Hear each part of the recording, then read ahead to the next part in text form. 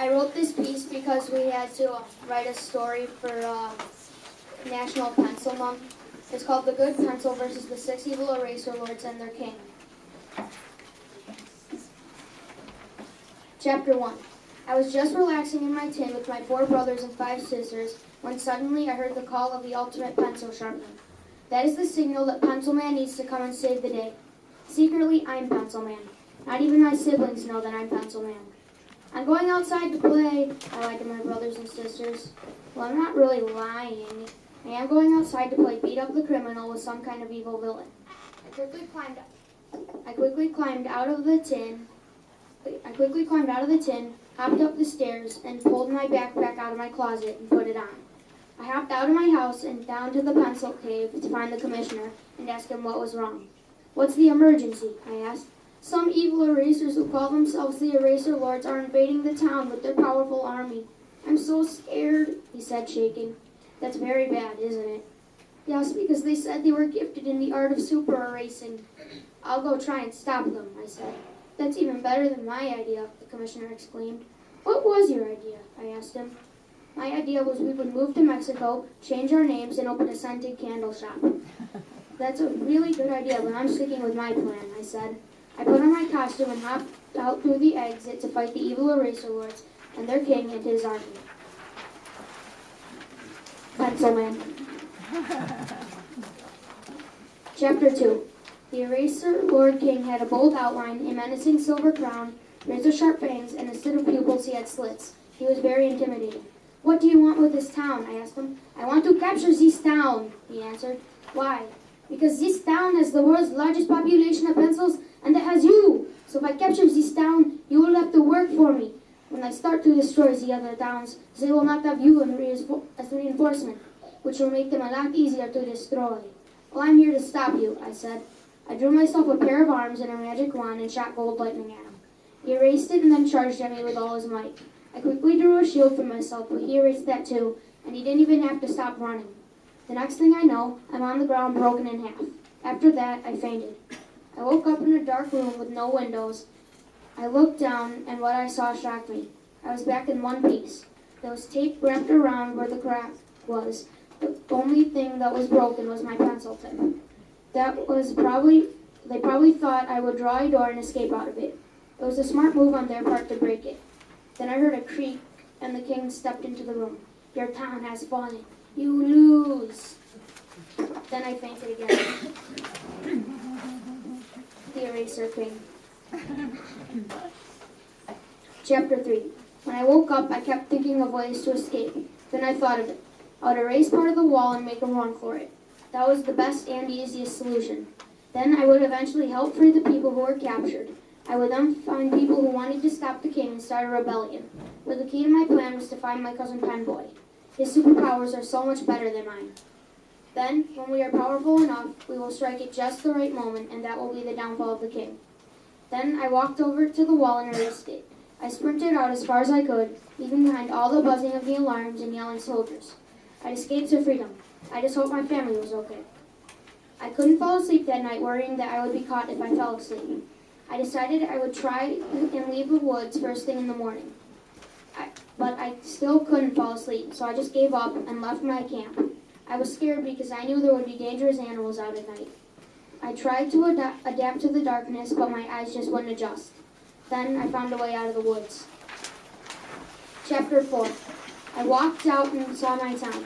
It was so different from what it used to be. No children were playing on the streets. No cars were driving around. It seemed like no one was here anymore. Then I heard a steady beat of marching in the distance.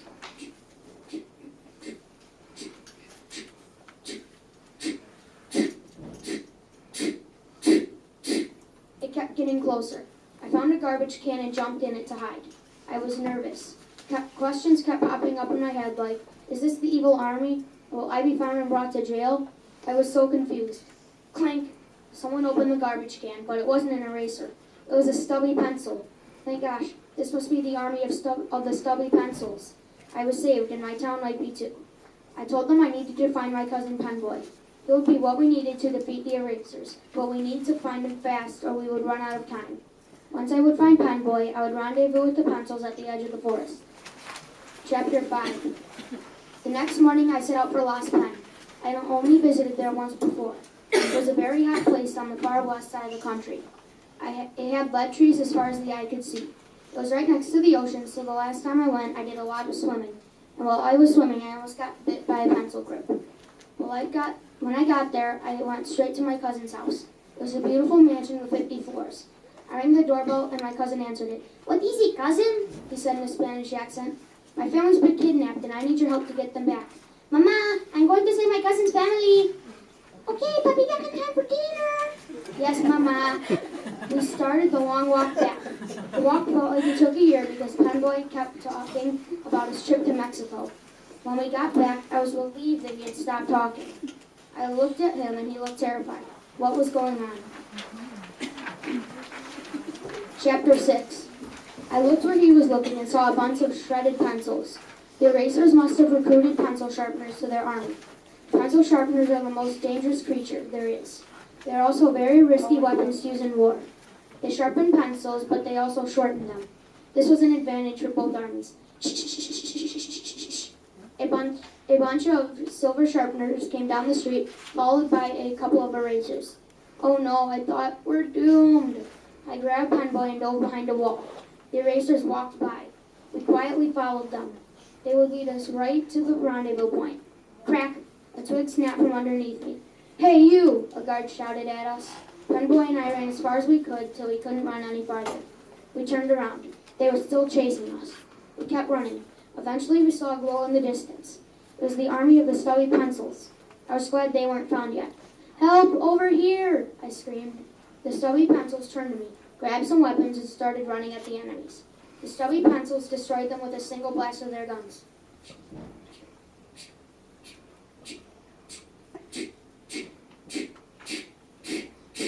The eraser army marched through the woods towards the noise. All the pencils got up and grabbed guns. The erasers came very well prepared. They brought all the eraser lords and their king. Penboy and I quickly moved through the battlefield. The eraser lords saw us coming and started charging at us. The king did this to me last time, so that's why I brought Penboy. He quickly drew a wall, and the eraser lords tried to erase it while they were running, but pen can't be erased, so they just hit the wall. "Ow," they said simultaneously. The next couple of eraser lords avoided the wall and ran straight at us. Penboy drew a shield and a sword for us. We shredded the erasers just like they did to those sharpeners did to those pencils. I knew we would win as long as we had Penboy on our side. The only way we could lose Penboy was if he ran out of ink, which is a possibility right now. The war has been going on for hours, and Penboy just ran out of ink. We asked a group of pencils to take him to the nearest free ink store. Now I had to go and fight the king on my own. The eraser hitting the wall. Chapter 7. I quickly approached the king with butterflies in my stomach. He was only armed with a shield and a sword because nothing I drew would. I was armed with only a shield and a sword because nothing I drew would work against him. He would just erase it. "Have you come to fight me again?" he asked. I didn't answer, but instead I charged at him with the sword raised. He charged at me but missed, and I was able to cut him into 2 pieces. His top half got up to fight me again, but he was weaker. So I decided to use my eraser on him and see if he could erase another eraser. It worked. I erased him. All the sharpeners and erasers that were left turned and ran away. I defeated the Eraser King and his army. The next day, the town held an award ceremony for Penboy and me. I received a key to the city and had a day named after me. All the kids wanted the limited edition Pencil Man action figure for school. It actually writes, "It's good to be Pencil Man."